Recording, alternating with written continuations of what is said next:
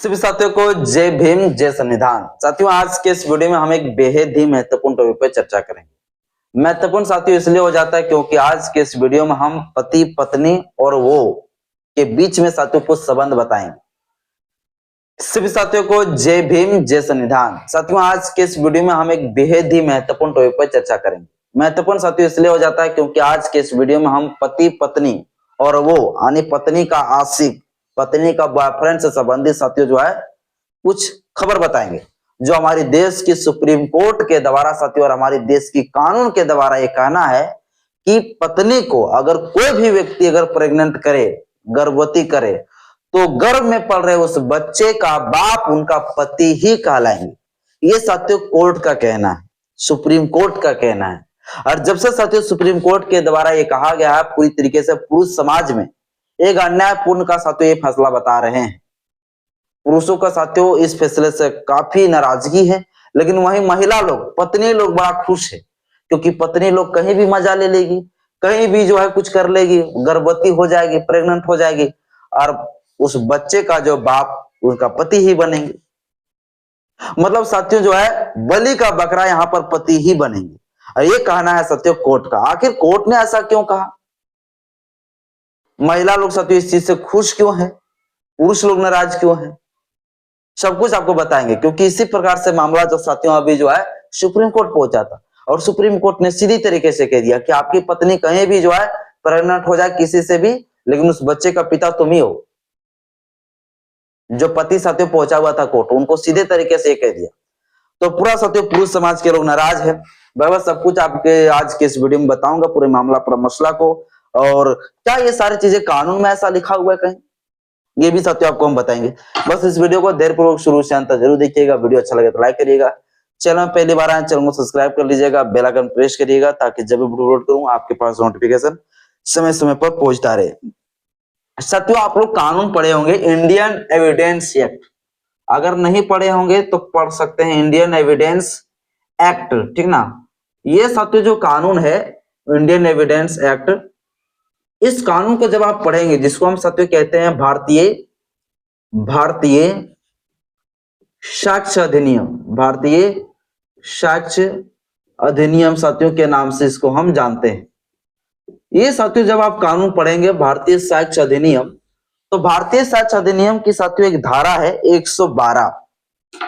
एक धारा है साथियों, कितना? एक धारा है साथियों जो है 112। और जब 112 को जब आप देखेंगे सेक्शन को, तो इस सेक्शन में साथियों क्या लिखा हुआ है? तो इस धारा में साथियों ये लिखा हुआ है कि विवाह के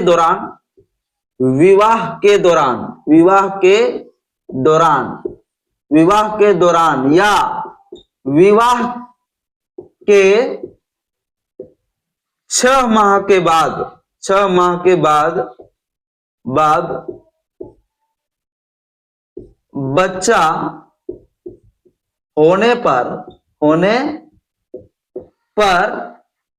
उनका वैधता बच्चा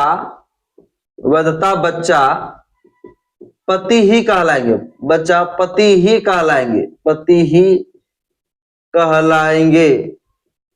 कहलाएंगे। ये साथियों इस कानून में लिखा हुआ है। और इस कानून में साथियों ये प्रोविजन किया गया है कि विवाह के दौरान का मतलब साथियों क्या? मतलब मान लीजिए शादी सेट हो गया, आप लोग जानबे करते हैं कि शादी जब सेट होता है तो शादियां हुआ नहीं, उससे पहले हाय हेलो होना स्टार्ट हो जाता है। और हाय हेलो ही नहीं, आज के युग जमाना इतना खतरनाक है कि हाय हेलो के साथ शादियों से पहले जो सुहागरात बन जाता है। तो इसीलिए साथियों लिखा हुआ कानून के विवाह के दौरान, यानी विवाह अगर हुआ भी नहीं है लेकिन विवाह के दौरान, विवाह होने वाला है, विवाह के दौरान या अगर विवाह हो गया तो विवाह के 6 महीना बाद अगर बच्चा होता है तो वह बच्चा जो है उस पति का ही कहलाएंगे। बहुत लोग अगर ये कहेंगे, मान लीजिए शादी सेट हो गया, ठीक ना, शादी सेट हो गया, बाद में पता चला कि मेरा जो है पत्नी प्रेग्नेंट है, होने वाली पत्नी जो है प्रेग्नेंट है जिससे हम शादी करने वाले हैं, और वो कह अगर आप जो शादी को टालेंगे तो ये कोर्ट नहीं मानेगा। क्योंकि कोर्ट का कहना है कि विवाह के दौरान या तो विवाह हो गया और 6 महीने के बाद ही जो है बच्चा पैदा कर देता है पत्नी, तो नहीं बोल सकते हो कि ये बच्चा मेरा नहीं है। आजकल समय में बहुत कांड होता है भाई, शादी हुआ और 9 महीना भी नहीं हुए, इसके बाद जो बच्चा हो गया 6वें महीना। तो कोई अगर ये कहेगा कि बच्चा 6 महीना में ही कैसे पैदा हो गया, हम इसको नहीं रखेंगे, ये औरत ठीक नहीं है, ये पत्नी मेरा ठीक नहीं, किसी गैर मर्द के साथ संबंध बनाई थी, ये मेरा बच्चा नहीं है, ये सारे नौटंकी करने से कोई फायदा नहीं।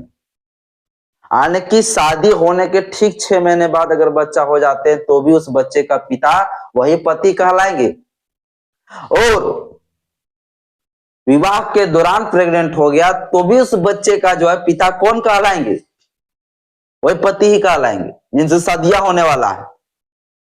तो ये साथियों कानून का कहना है, ये मेरा नहीं कहना।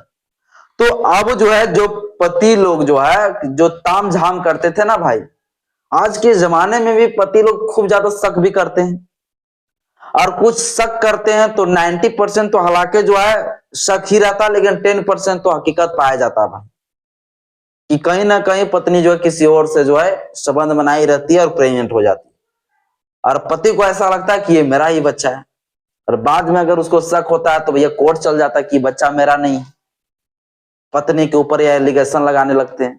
तो कोर्ट का कहना है कि भैया आप इस तरीके से एलिगेशन लगा दोगे, ये तामझाम करने से कोई फायदा नहीं है, ये बच्चा का बाप तुम ही हो, चाहे पत्नी को कोई भी प्रेग्नेंट कर दे। ये साथियों कोर्ट का कहना है, ठीक ना, तो कानून का कहना है। अब साथियों कोर्ट इस चीज को लेकर क्या कहा समझिए। कोर्ट में साथियों मामला पहुंचा हुआ था, लखनऊ का जो है एक मामला था, लखनऊ का, और लखनऊ का मामला साथियों जो है पहुंच गया कोर्ट, सुप्रीम कोर्ट होगी। और लखनऊ का मामला यह था साथियों कि एक पत्नी थी जो बच्चा जन्म दे दी थी, उनका जो पति था उनका कहना था कि ये बच्चा मेरा नहीं, ये मेरा पत्नी किसी और के साथ संबंध बनाकर बच्चा पैदा किए।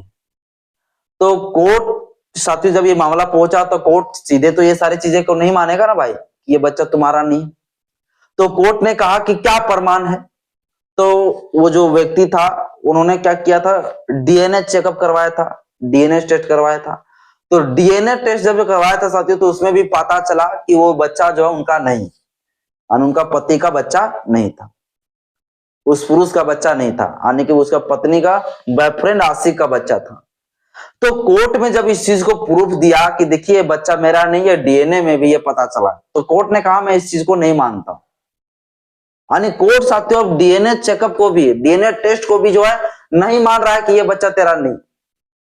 कोर्ट ने साथियों कहा कि आप डीएनए टेस्ट करवा लो या फलना ढकना कुछ भी करवा लो, लेकिन जो बचवा है उस बचवा का पिता तुम ही हो, चाहे तेरा पत्नी कोकरोच से कुछ करवाया हो, हमको मतलब नहीं। ये साथियों सुप्रीम कोर्ट का कहना है। सुप्रीम कोर्ट ने साथियों आखिर ये क्यों कहा समझिए। सुप्रीम कोर्ट का कहना है कि जो बच्चा हो गया या होने वाला है, जिन पर यह दावा कर रहा है कि ये बच्चा मेरा नहीं है, वो बच्चा जो है उस बच्चा का लाइफ एंड लाइबिलिटी का अधिकार है। क्या है? लाइफ एंड पर्सनल लाइबिलिटी का अधिकार है, पर्सनल लाइबिलिटी का अधिकार है, लाइबिलिटी का जो है पर्सनल लाइबिलिटी का अधिकार है। ये साथियों कहना है, यानी कि इसे जो है जीवन जीने का अधिकार है, निजता का अधिकार है उस बच्चे को, जो बच्चा सबसे जन्म ले रहा है, उनका साथियों फंडामेंटल राइट्स बताया है सुप्रीम कोर्ट। सुप्रीम कोर्ट ने कहा कि मैं इस बच्चे को, जो होने वाला जो बच्चा है, जो होने वाले हैं, होने वाले बच्चा है या जो हो गया है, जिनको अभी कोई ज्ञान नहीं है कि मेरा पिता कौन है, मैं उस बच्चे को नाजायज औलाद के तौर पर नहीं मैं छोड़ सकता हूं। उस बच्चे को जो है हम ये सुनने के लिए नहीं छोड़ सकते हैं कि कोई उसे, उस बच्चे को कह दे कि ये जो है गैर मर्द के साथ पैदा हुआ है, कोई ये ना कह दे कि जो है इसका पिता कौन है, ये तरह तरह की जो को सवालें ना कर दे। उस बच्चे का क्या गलती है?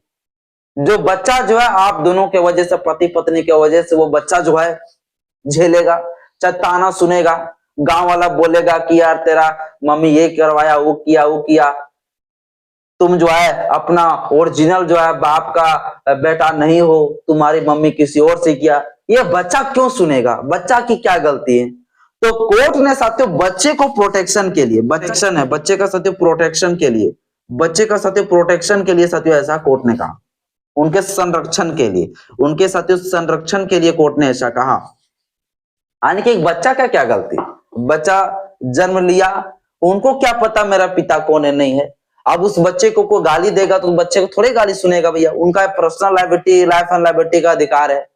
जब कोई बच्चा पेट में रहता तब तक भैया उसका मां पर जो है मौलिक अधिकार निर्भर करता है, लेकिन बच्चा जब जन्म ले लिया है तो उसका बच्चे का जो है ना मौलिक अधिकार मिल जाता है, ये हमारे देश के संविधान और कानून कहता है। तो वो बच्चा को क्या गलती कि भैया वो जो है अपनी पर्सनल लाइफ और लाइबिलिटी का अधिकार को वो उसको कोई छीनेगा? वो अत्याचार नहीं ना सहेगा भैया, वो किसी का ताना नहीं ना सुनेगा। तो इसलिए जो है उस बच्चे का जो बाप उनका पति को ही ठहराया गया। ये साथियों कोर्ट का कहना है, ये सुप्रीम कोर्ट का जजमेंट है। हाँ, एक तर्क पर जो है आप चैलेंज कर सकते हैं। ये सुप्रीम कोर्ट ने कहा कि अगर आपको लगता है कि ये बच्चा बिल्कुल मेरा नहीं है तो आपको ये प्रूफ करना पड़ेगा। क्या प्रूफ करना पड़ेगा?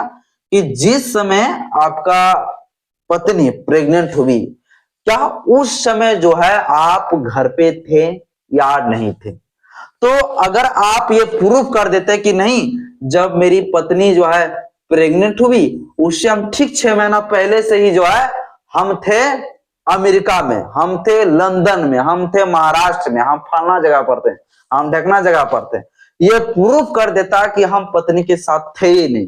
ये अगर प्रमाण कर देते हैं तो फिर जो है ये कोर्ट मानेगी कि ये बच्चा आपका नहीं।